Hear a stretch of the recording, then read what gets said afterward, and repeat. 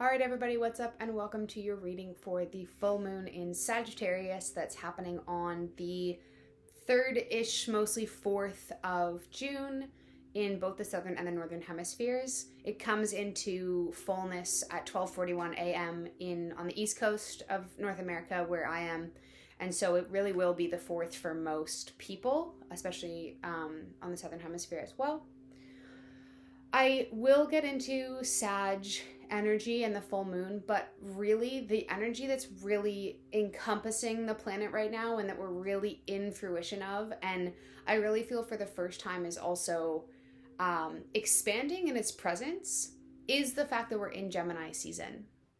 And so Gemini is one of those signs that often gets overlooked, mostly because they're vastly misunderstood. So Scorpios, Aquarians, you're going to get it, but Geminis really sometimes they get a bad rap for being wishy-washy or being the devil's advocate, but the energy of Gemini is really about this harmony in duality, or harmony in disharmony of duality, and understanding that in the reality of a Gemini world, there are always two options. Both things can be true. There can be space for your core truth and someone else's core truth. And that playfulness of what reality is and what truth is and how two things can coexist really brings us into this nuanced, intricate energy of Gemini season. And so embodying the energies of playfulness, of cerebral communication and connection. Geminis are very heady. They're very master communicators. They're very mastery wordsmiths. They're excellent at making a point and weaving you down a garden path when you're telling a story, or when they're telling a story, to illustrate a point really beautifully. You know, they're beautiful painters with the way they communicate. And so getting creative with your communication, allowing for more playfulness in the yes and, the Tweedledee and Tweedledum. Like, it seems like it's nonsense, but it's actually logic. That kind of energy, and not at all to compare Geminis to Tweedledee and Tweedledum. I mean, the Olsen twins are also Gemini energy, but really embodying that duality, that two things can coexist, and that also comes with its complications. And so knowing that things are never quite as simple as they seem, and talking things out, being more direct, being playful in the way that you're direct, these are all skills that you can embody for this Gemini season to really help you out. Another thing I wanted to touch on before I get into the decks, I'm going to use 2 today, is the concept of really starting to tune into your relationship with the animal kingdom on the planet. The energy is really changing on the planet. We have a lot of light coming in right now, which may seem hard to believe because where I live, we're experiencing a large volume of forest fires. Sort of for the first time. We've had forest fires in the past, but we've never really had them take over like this. We live on the coast, and so it's not usually such a big problem. We've got riots and socio-political stuff and human rights stuff and food security, all the things that are happening on the planet, but there is a lot of light coming into the planet at this time, and it's really asking us to change our relationship with ourselves and how we engage with the land that we're on. And so, especially for those of you who live in cities or you live in urban centers, how are you connecting with nature in an animated way? How are you connecting with nature in an embodied way? And for some of us, the concept of a spirit animal, or being more connected to a spirit tribe of animals, whether it's dolphins and whales, or tigers and cheetahs and lions, or monkeys or spiders, it doesn't matter, but play with that relationship and see if it can allow you to deepen your engagement with the planet in a certain way. So that being said, I'm going to start with the animal deck.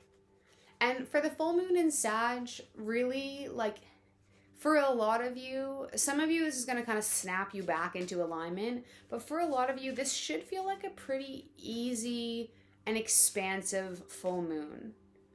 Sagittarians are very justice-oriented. They're very diplomatic. They generally know how to smooth things over.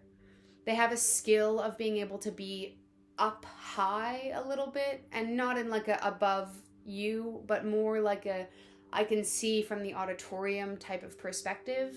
And so they're generally a little bit more even-keeled in the way that they make their observations. And really that type of level-headed awareness will bring some soothing energy to the Gemini season in general. For those of you who are stuck in a bit of a shadow trajectory right now, Geminis are super heady. And so getting caught in your head is something that can happen. And on the other side of the coin, it's also a great time to think or talk things out. Work things out verbally. Really allow yourself to dictate and to process mentally so that you can get to the other side. It's a very, very different energy than Taurus. Okay. Yeah, so for the general overarching energy of the planet, like I was talking about with all that light coming in, we've got the sea eagle. I love the complexity of this card with the water and the fire. And it really is, to say it's a rebirth isn't even really doing it justice. The sea eagle is more about plunging yourself into the ocean after you've willingly set yourself on fire to be able to experience a transformation that you wouldn't have otherwise had access to.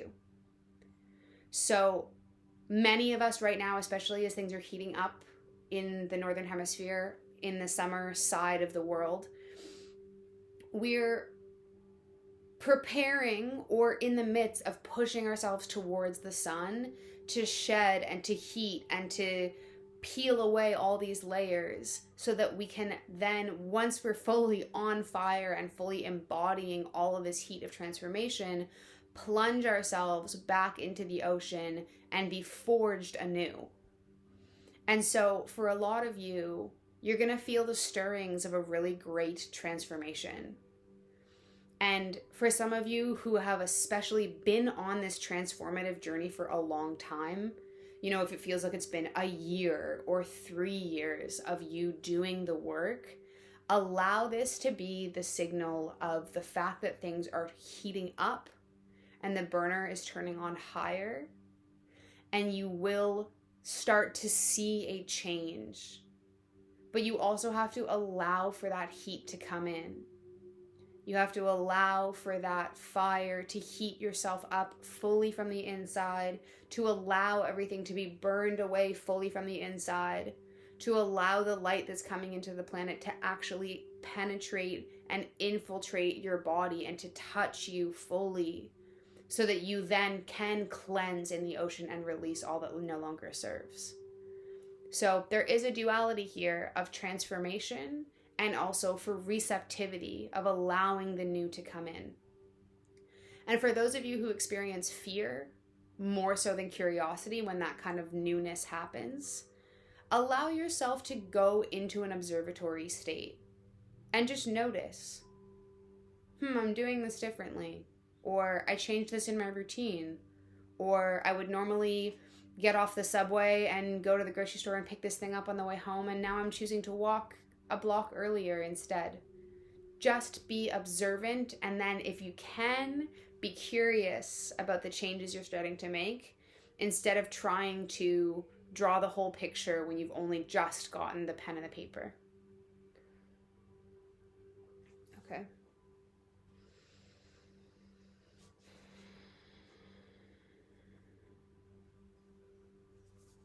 Switch over to the Divine Feminine deck.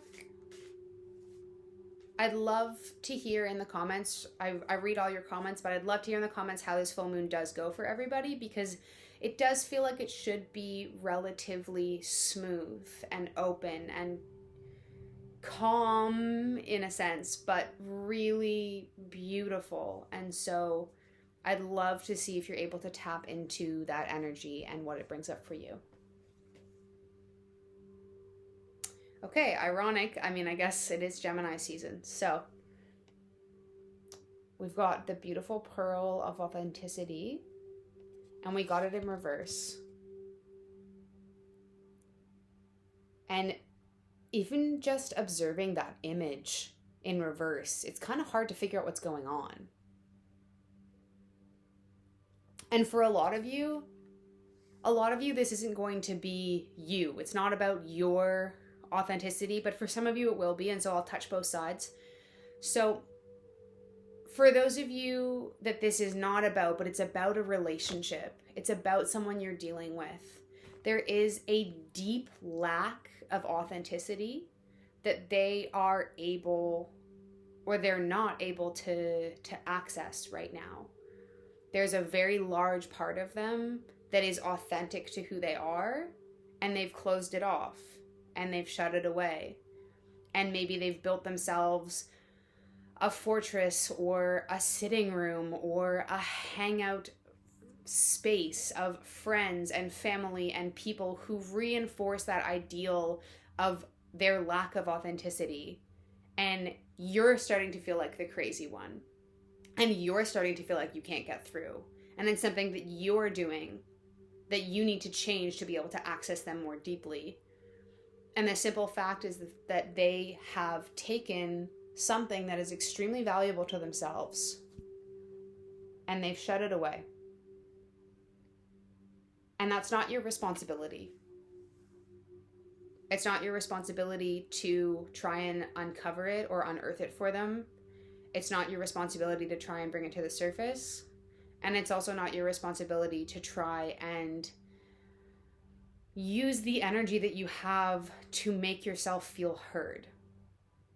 Now, if this is a relationship that is weighing heavily on you and you feel that you won't be at rest until you are able to express your side of the story, then that is your truth. And that is your authenticity that you need to make sure that you honor and you express. And so allow yourself to have the conversation. See if you can curate a space that will best set you up for success so that you will be heard. But at the end of the day, at the end of the story, it's really only going to be so that you can experience that release. Because it's not about you. It's about an authenticity that they cannot access right now. And there's mourning there, and there's letting go there. But it's also not your job to clean. And then for some of you, this is really feeling like a lot smaller of a number. Usually it's 50-50, but for this really seems like a smaller vein. And so if it doesn't resonate with you, don't even worry about really tuning in for this section. But for some of you, if you're really stuck in the shadows, if you really feel like stuff is really hard and shit is just sticky and things should be easy and they're not, and you're unhappy and you're uncomfortable in your body or your space or your life, then there's something that is authentic to you that has been trying to knock at the door or to knock at the window of your life for quite some time, and you are willfully ignoring it. Maybe it's out of fear, or it's out of concern that you'll be rejected.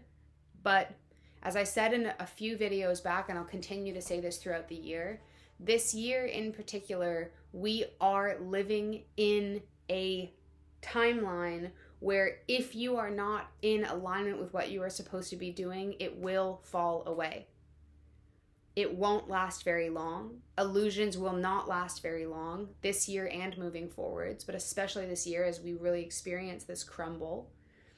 And so ask yourself, is there a little voice inside that says, I really want to learn how to fix mini motorcycles, or I really want to be doing this for work, but I don't feel like it's going to make me enough money, or I really want to move, but I feel like I've set myself up at a life that I can't leave. You know, what part of you are you denying the authenticity of getting through to you? That wasn't the most beautiful sentence, but what part of you, what authentic part of you are you denying? It's really, really important that you start to ask yourself that. If you need help, feel free to book a reading with me. Quick plug. But really, if you're not able to honor that, things will get harder. You know, we're headed into Leo season after this, which is pure fire. So be honest and gentle, but honest in the way that you are asking yourself these questions about what's working for you and what's not. And what are your true desires? You know, really make it about a desire. It's going to be easier to decipher in that way. Okay. Moving forward. Interesting. Okay.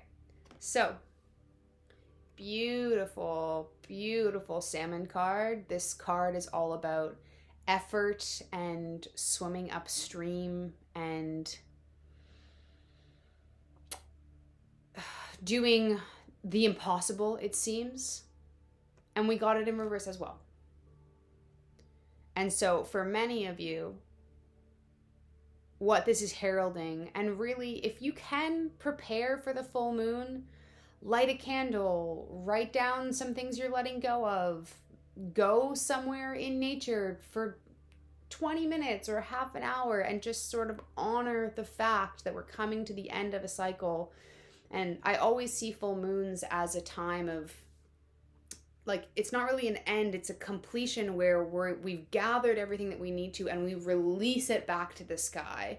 Like, it really is allowing the things on us to be lifted and released back into the ether, back into the cycles. And so what this salmon in reverse is heralding is the fact that we've done this difficult part. And if you don't feel like things have shifted yet or things have gotten easier yet, you're very, very close. You know, full moon energies are usually at least 3 days. For many of us who are much more sensitive, it's often a week, especially leading up. But generally the 3 days before and surrounding and after the full moon are really when we feel the potency of that energy. And so if things haven't flipped a switch yet and gotten easier for you, they will.